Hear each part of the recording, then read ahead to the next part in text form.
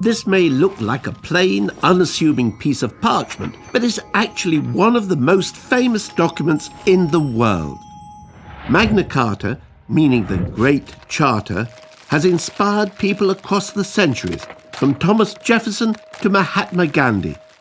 But why was the Charter originally created, and what does it actually say?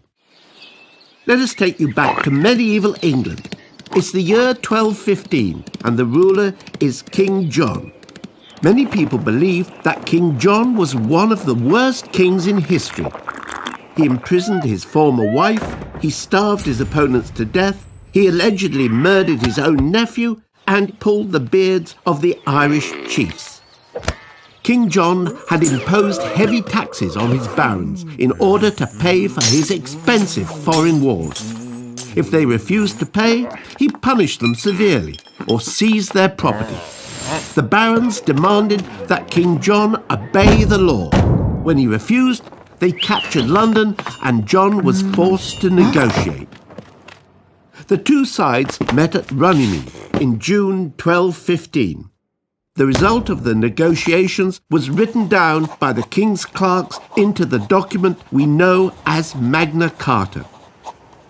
Although most of the Charter's clauses dealt with medieval rights and customs, Magna Carta has become a powerful symbol of liberty around the world.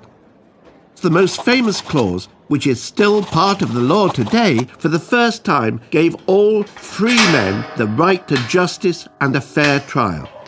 No man shall be arrested or imprisoned except by the judgment of their equals and by the law of the land. To no one will we sell. However, this clause was not as liberal as it sounds. The Charter only applied to free men. The vast majority of people in 1215 were unfree peasants who were ruled over by their landowners.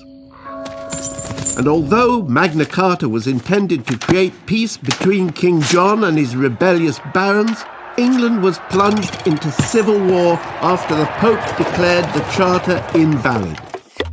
When King John died of dysentery in 1216, 9-year-old Henry III took to the throne. To keep the peace, Magna Carta was reissued several times during the 13th century, until it was finally made part of English law.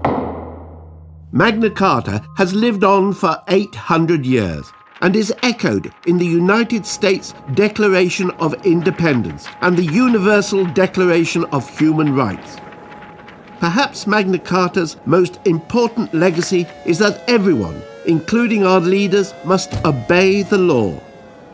What started out as a document of specific complaints from a group of barons has turned into an international symbol of liberty, without which we might not have the rights we value so much today.